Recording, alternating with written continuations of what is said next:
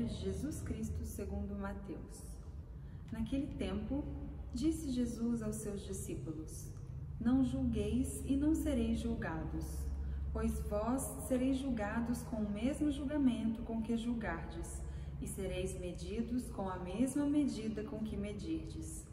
Porque observas o cisco no olho do teu irmão e não prestas atenção à trave que está no teu próprio olho? Ou, como podes dizer ao teu irmão: Deixa-me tirar o cisco do teu olho, quando tu mesmo tens uma trave no teu? Hipócrita, tira primeiro a trave do teu próprio olho, e então enxergarás bem para tirar o cisco do olho do teu irmão. Palavra da salvação. Meus irmãos e minhas irmãs, paz e bem. Nós continuamos na liturgia a ouvir o Sermão da Montanha. Estamos no capítulo 7 do Evangelho de São Mateus e depois de Jesus falar das bem-aventuranças, de fazer as 4 grandes antíteses mais as 2 conclusivas, de chegar na oração do Pai Nosso e de dar algumas normas para o discipulado, Jesus retoma os temas do Pai Nosso no capítulo 7. Então nós vamos ver aqui temas sobre a nossa relação com os outros, a nossa vida de oração e regras para o discipulado. Hoje, no primeiro desses temas, nós encontramos aquilo que é um tema importante, mordaz para a nossa relação com o outro. Não julgueis e não sereis julgados. Com o mesmo julgamento com que nós julgamos, nós seremos julgados. Com a mesma medida que nós medimos os outros, nós seremos medidos. Então, isso é um tema importante porque nós, muitas vezes, e isso é tão assim automático que alguns mais, alguns menos, mas vivemos em uma atitude de julgar os outros. E que se nós tivéssemos, eu penso tanto isso, que se nós tivéssemos uma possibilidade de, por um dia, por algumas horas, alguns minutos, alguns segundos, nos vermos com o olhar com que os outros nos veem, talvez nós poderíamos mudar muito a nossa relação com os outros. Porque não é verdade que as pessoas veem em nós aquilo que nós pensamos transmitir. Se nós pensamos em uma norma de comunicação moderna, aquilo que nos transmite os dados da comunicação, sobretudo da neurociência, que nós só comunicamos com palavras aquilo que é 7% da comunicação. O restante são os nossos gestos, as nossas relações, o nosso modo de pensar. Quantas vezes nós, com palavras que nós pensamos que estamos dizendo aquilo que queremos, com os nossos gestos nós negamos aquilo que estamos falando. Então as pessoas captam não somente aquilo que nós falamos, mas captam o conjunto dos nossos gestos. Então, qual é o real problema?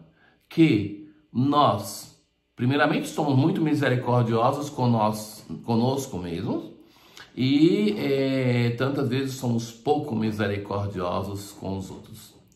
Mas, de nós conhecemos a intenção. Então, nós sabemos que nem tudo aquilo que nós fazemos, nem tudo aquilo que falamos deve ser interpretado de um modo porque nós sabemos a intenção pela qual estamos falando. Na relação com os outros, graças a Deus, nós não conhecemos a intenção, nós não lemos o pensamento, nós não estamos no coração das pessoas. A coisa muda quando nós amamos muito uma pessoa e sabemos que essa pessoa nos ama, mas o fato basta de amar essa pessoa, nós nos tornamos compreensivos até diante dos grandes erros dessa pessoa. Então vocês pensam, por exemplo, que como age uma mãe diante do filho que cometeu os grandes erros da vida? Ela continua a amá-lo porque tem um pressuposto que é o amor materno que faz reler a história dessa pessoa. Nós que não somos a mãe nem o filho, nós ficamos sem entender. Então, primeiramente, a grande diferença da relação de Deus conosco, com os nossos irmãos, que às vezes nós não conseguimos compreender, é porque Deus ama. Deus consegue entrar no coração daquela pessoa, mas sobretudo ama-o para mudar o seu modo de julgar, o seu modo de medir. E é esse grande amor de Deus que faz com que os seus julgamentos sejam julgamentos de amor, que a sua medida seja uma medida de doçura. Então, para nós que tendemos muitas vezes a sermos muito duros com o irmão, o Evangelho de hoje vai nos dizer assim: a medida com que você vai julgar é a mesma medida com que você vai ser julgado. Medida e julgamento, na primeira parte do Evangelho. Mas Jesus é um maestro sábio, e sabendo que nós temos dificuldade de compreender o que ele vai dizer, ele vai usar uma parábola, um modo muito concreto de dizer: por que observas o cisco do olho do teu irmão e não prestas atenção à trave que está no teu próprio olhar?